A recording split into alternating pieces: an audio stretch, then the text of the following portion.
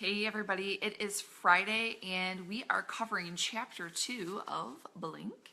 So if you've been following along, awesome. I've heard a lot of great feedback. So if you are listening to this live or if you're listening to this after the fact and you're enjoying this, I would love a like or a love or even a comment below or that little emoji with the hand up. That's my all-time favorite because I'm going to keep going. If you like it, I'm going to keep doing this. So covering chapter 2. It is the locked door, the secret life of the subconscious, or the unconscious, I should say.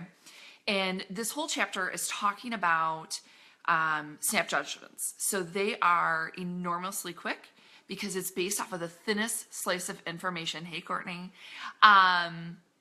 So there's a ton of different examples in this chapter, and I'm not going to go through them all, but I'm going to call out some of the ones that really spoke to me. So number one, priming. Now you may have heard of this before. Other podcasts I've listened to, I've heard about priming, and the example that they give in the book had students go through a set of 5 words, 10 sets of them, right? And so they broke into 2 groups. And so the first group, what they were supposed to do, and well, both groups were supposed to do this, they were supposed to make 4-word sentences out of these 5 words. And the words were all jumbled up, right? And they had to do it as quickly as they could. And then when they were done, walk down the hall and let the person leading the experiment know that they were done. So the first half, they were given their jumbled words. And all of the words that didn't belong in the sentence, they were words like positive, polite, patient, yield, words like that, right? And they didn't belong in the sentence. And the second group, the words that didn't belong in the sentence were words like rude, aggressive, impatient. So at the end of the experiment, remember, when they were done, they were supposed to walk down the hall and let the experimenter know that they were done. Here's the catch. The experimenter was intentionally behind a closed door having this fake conversation with someone. And so the test subject, they could see the person was busy. So group 1 was the group that had the bold, aggressive, hidden words. They were primed with these words, right? And after 5 minutes, they knocked on the door and said, "Hey, I'm done." They interrupted the conversation. Okay. What was shocking and really interesting to me was that group 2 that had the words like calm, patient, yield, they stood outside that door for 10 minutes. They never interrupted. They never knocked. And finally, they had to call the experiment at 10 minutes because they didn't know how long these people would be waiting. And so this theory of your unconscious is constantly working. And so even though you're going through a ton of different words, it's being primed with words like you're calm, you're patient, you're pleasant versus you're bold or aggressive, you're impatient. And so I thought that was really interesting. But then it goes on. So the way that they explains it a little bit more is, think about your calendar, right? So your friend calls you up and you're like, "Hey, you want to go to lunch?" Your first thing, you look at your calendar, right? And you're quick scanning, you pick a date. They had tested this theory with patients who had damage to I have to look at this, ventromedial part of their brain, which is right behind your nose. And that's the part of your brain that controls some of that thinking. I'm not a doctor, so don't get me into semantics here. So these were folks that had had damage to this part of their brain. And they were given a calendar with different appointments in it, and they were asked to pick a date to make an appointment with someone.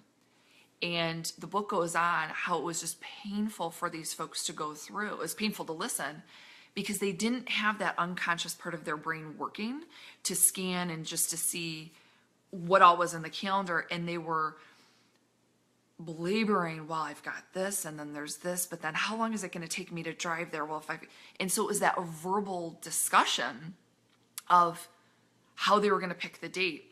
And, that's just something so simple. That's just something we take for granted when, again, you get that phone call or you get that request, you look at your calendar, boom, make the decision, and you move on. And you don't realize that that's your unconscious, I call it subconscious, but your unconscious working to help you make that decision. So the second, one of the other examples that really stuck out to me was a ropes test. So there were a group of subjects, they had 10 minutes to figure out how to connect two ropes together. Now they weren't this close together, they were far apart. And there were 4 solutions to this puzzle. And they had different tools and things like that that they could use. And the first 3 solutions always came immediately, easy for the subjects. But the 4th solution, they were stumped. Couldn't figure it out, time over time over time. And the professor was there watching. The 4th solution was to swing the rope so you could grab it, get it swinging, grab it, and then so you could grab the other one, and then you were the one connecting the 2, right? So there's that connection. But nobody could figure it out. So what the professor did was, so subtly, walked by one of the ropes so it just brushed his shoulder and it moved just enough, subjects figured it out. But what was interesting is that when they asked afterwards, how did you come up with that 4th solution? How did you come up with it, the fact that you had to swing it? Every single response was different. And the purpose of this theory was that as humans, we feel like we have to come up with a story. We have to come up with a reason why we came up with an answer and a solution. And so it's kind of funny. So my own personal story with this. So yesterday, with all of the rain that we were having, water was just gushing in our basement. Gushing, gushing, gushing. Every 45 minutes downstairs, I was down there, I was changing towels, and I was thinking, like, this isn't going to work. Like, the water, I can't stop the water from coming in. I can't keep up with the towels. And I couldn't figure out what else to do, but I knew there had to be another solution. And so I was kind of belaboring the point. I was just like, well, I guess I'm just going to stick around the house and keep changing towels and drying them as fast as I can. And maybe I can borrow some towels. So I changed the towels. I'm like, I got to get out of this house. So I decided I was going to head up the road, pop into the library, and all of a sudden it hit me. Diapers. I got diapers. And I lined the wall with diapers. And the few people I've talked to since then, everyone says, well, how'd you come up with it? I'm like, I don't know. I have no idea. It just popped in my head. And so it's just crazy, right?